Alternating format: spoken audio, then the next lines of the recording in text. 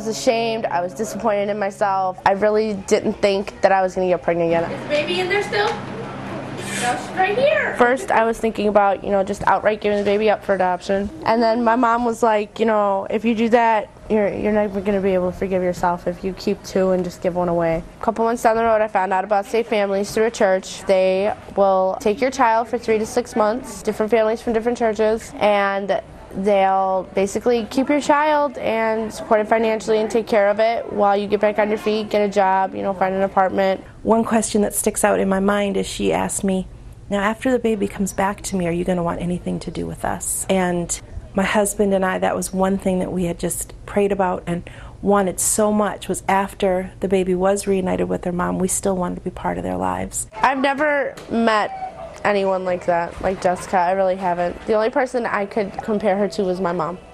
I've never met anybody with so much love in their heart to just take on a baby that from somebody they didn't even know. I mean, Jessica only met me 1 week before I had Autumn. We actually got to her room before the baby did. And so when they brought the baby in, the nurse handed her to Hazel, and Hazel held her for a few minutes, and then she looked at me and said, "Do you want to hold her?"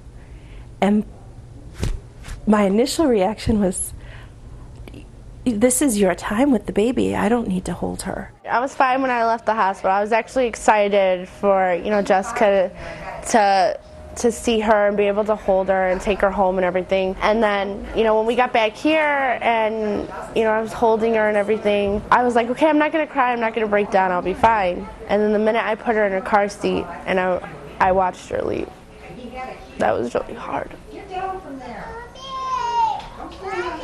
Sorry. I was getting choked up. Hazel was choked up, and I said to Hazel, I'm just going to take her downstairs, and she said, yes, do that. I'll take care. I got to take the baby down.